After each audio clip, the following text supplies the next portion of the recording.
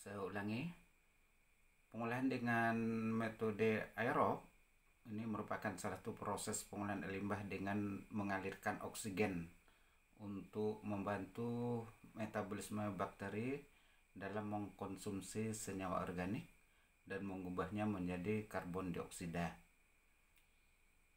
Pengolahan dengan metode aerob ini lebih cepat dibandingkan dengan metode anaerobik. Namun, dari sisi ekonomi, pengolahan ini lebih banyak memerlukan biaya, terutama untuk keperluan pemompaan udara atau yang disebut dengan aerasi. Apa perbedaan pengolahan secara aerob dan aerob? Yang pertama yaitu yang terletak pada kondisi lingkungannya, di mana pada pengolahan secara aerob kehadiran oksigen itu mutlak atau wajib hukumnya diperlukan untuk metabolisme bakteri, sementara pada kondisi anaerob itu sebaliknya. Sebagai pengolahan sekunder, pengolahan secara biologis dipandang sebagai pengolahan yang paling murah dan efisien.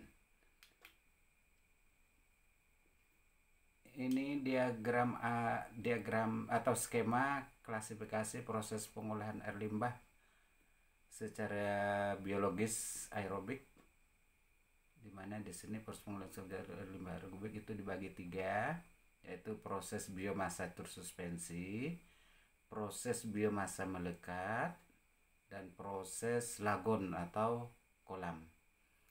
Dari proses biologis tersuspensi ini dibagi lagi, ada yang lumpur aktif atau standar aktif sludge, step aerasi, kontak stabilisasi, extensive aerasi, oxidation disk, dan lain-lain. Sedangkan dengan proses biomasa melekat ada trickling filter atau biofilter, RBC atau rotasi biological kontaktor, dan kontaktor oksidasi. Serta ada metode lain misalnya nanti dengan MBBR.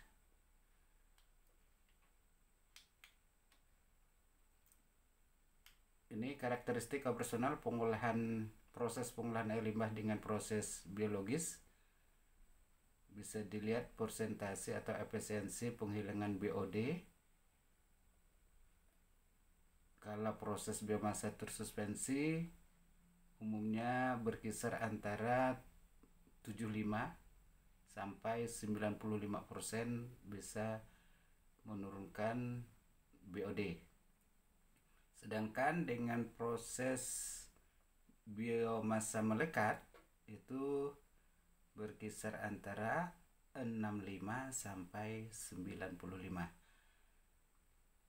Secara lagon itu hanya 60 sampai 80%.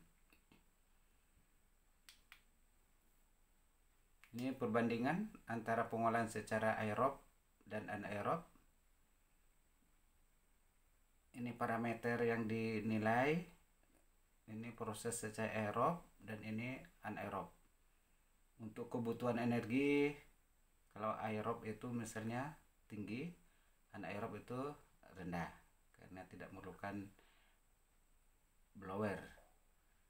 Tingkat pengolahan berkisar antara 60 sampai 90% kalau yang aerob, sedangkan yang anaerob 95%.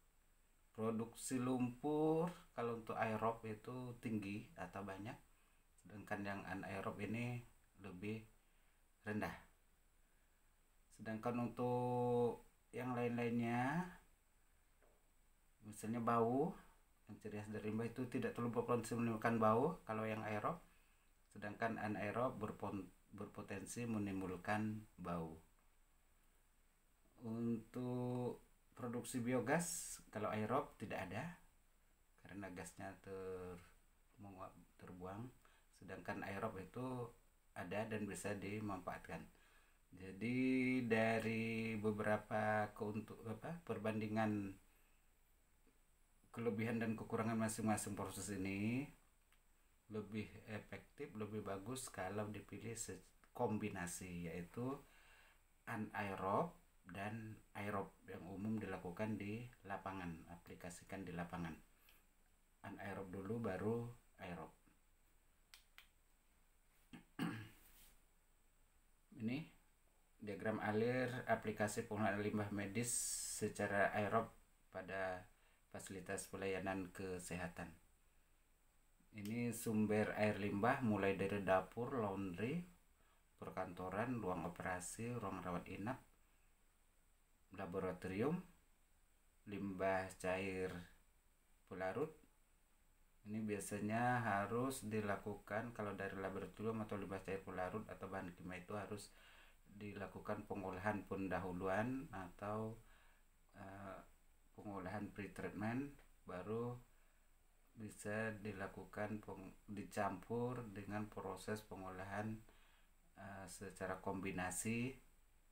Nanti baru dari, kalau yang umum ini dari dimasukkan ke bak kontrol termasuk pemisah lemak, baru masuk bak ekualisasi.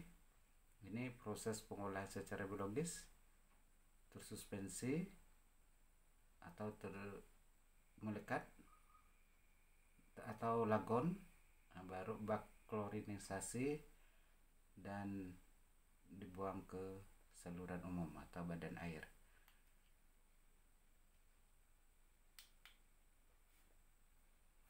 Ini diagram proses contoh diagram proses pengolahan air limbah rumah sakit domestik yang paling banyak, klinis dari ruang perawatan, lain-lain termasuk laboratorium. Ini laboratorium harus dilakukan pengolahan secara fisika kimia, baru dimasukkan ke bak penampungan, baru dilakukan proses pengolahan biologis dan desinfeksi dan dibuang ke saluran umum.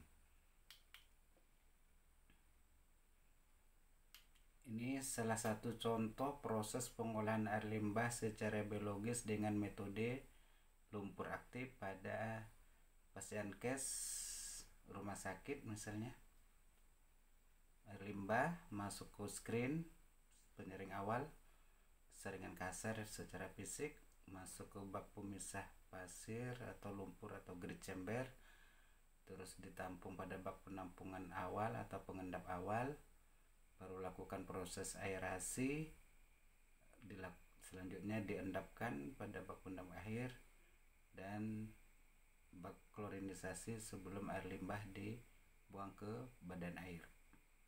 Sedangkan untuk lumpur biasanya dilakukan pengolahan lumpur atau pengering lumpur dengan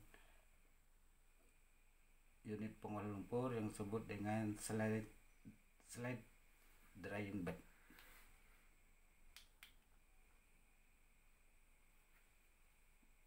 Ini kita masuk ke proses aerobik dengan biakan tersuspensi atau lumpur aktif.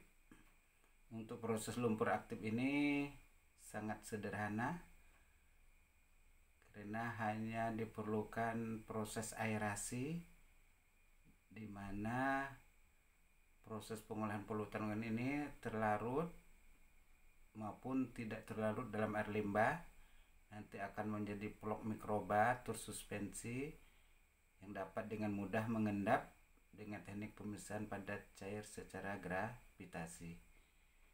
Selanjutnya, untuk meningkatkan bakteri aerobik ini dilakukan proses aerasi dengan mensuplai untuk masukkan oksigen ke dalam air limbah, biasanya menggunakan blower.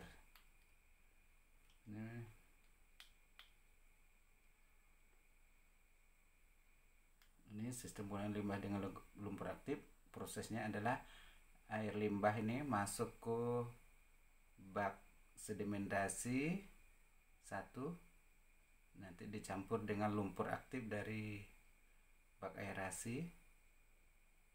Sini bak aerasinya. Terus air limbah kemudian masuk ke bak aerasi atau bak pengendap kedua, baru bak penampungan akhir.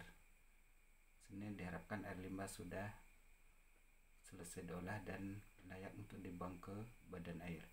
Tapi nanti lumpur yang dihasilkan itu yang masih aktif dikembangkan ke bak aerasi untuk mereduksi organik dan sebagian lagi dibuang ke pengolahan lumpur.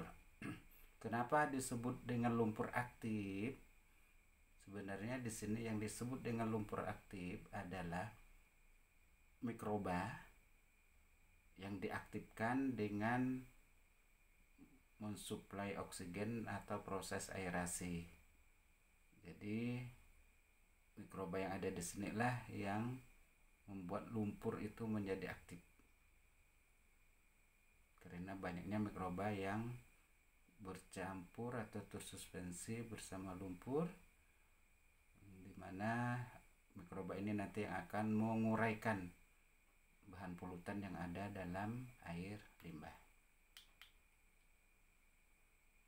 Ini peralatan yang digunakan pada proses lumpur aktif. Pada bak pengendap awal, ini biasanya fungsinya untuk memisahkan material tersuspensi yang ada dalam air limbah supaya bisa mengendap untuk pemisahan lumpur dan mikroorganisme. Terus ada kolam aerasi, tempat bereaksinya air limbah dengan mikroorganisme pengurai air limbah. Itu yang tadi disebut dengan lumpur aktif, yaitu tempat bereaksinya air limbah dengan mikroorganisme untuk menguraikan air limbah, itu yang disebut dengan lumpur aktif. Peralatan pemasok udara atau oksigen yang berupa aerator, ini blower atau aerator, ini diffusernya. Terus sistem sirkulasi lumpur, ini sistem sirkulasi lumpur aktif dikembalikan ke sini lagi. Nanti yang lainnya mengendap di bak aerasi, kolam aerasi. Ada sistem pengadukan untuk membuat supaya campuran dalam kolam aerasi ini homogen dan tidak menimbulkan dead space lumpur atau lumpur yang tidak aktif, atau lumpur yang tempat lumpur yang mengendap dan tidak aktif atau tidak mengandung mikroba. Sistem pulang dengan pembuangan lumpur ini, karena lumpur ini mikrobanya yang banyak yang sudah tidak aktif atau mati, itu yang menghasilkan lumpur. Ini contoh desain instalasi pengolahan limbah untuk rumah sakit dengan metode lumpur aktif. Ini air limbah masuk. Di sini ada bar screen untuk pemisah fisik yang kasar. Ini ada bak pemisah lemak, baru masuk ke bak ekualisasi. Dari bak ekualisasi masuk bak aerasi 1, aerasi 2. Ini klarifikasi atau bak pengendapan. Ini bak klorinisasi. Nah, kalau mau menggunakan tabung filter atau saringan pasir bisa sebelum masuk ke kolam indikator, atau yang di sini biasanya ada ikan, kolam ikan sebagai kolam indikator. Ini diagram alirnya seperti ini, sangat sederhana. Bar screen, bak ekualisasi, pemisah lemak biasanya deh, bak ekualisasi, bak aerasi 1, aerasi 2 yang nanti dilakukan proses aerasi dengan aerator atau blower, baru bak pengendap akhir. Lumpur sebagian disirkulasi ke sini, baru dialirkan ke bak stabilisasi, dan sebelum dibuang ke badan air biasanya ada kolam ikan atau indikator.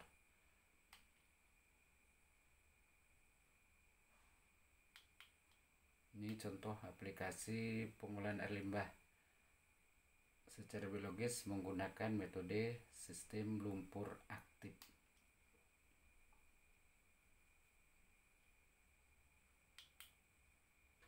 Baik, mungkin untuk pertemuan pada hari ini, mengingat waktu, kita cukupkan sampai di sini. Nanti akan dilanjutkan pertemuan berikutnya dengan materi tentang pengolahan air limbah dengan secara biologis dengan proses biakan melekat.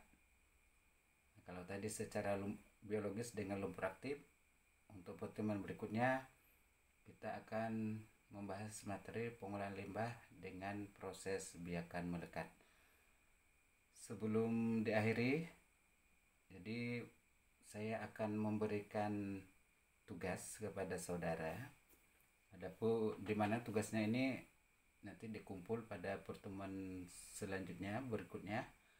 Adapun tugas yang perlu saudara buat adalah yaitu membuat makalah atau resume tentang proses pengolahan air limbah secara biologis dengan metode lumpur aktif di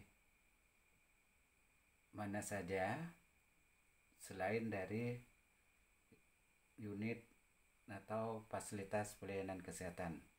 Bisa di industri, bisa di perusahaan apa saja yang sifatnya mengolah air limbahnya dengan metode lumpur aktif. Itu tugasnya nanti dibuat dilengkapi dengan gambar dan lokasi di mana pengolahan air limbah tersebut dilakukan atau IPAL tersebut dioperasikan. Gimana? Itu yang bisa saya sampaikan. Kita mohon maaf atas segala kekurangannya. Terima kasih atas perhatiannya. Wassalamualaikum warahmatullahi wabarakatuh.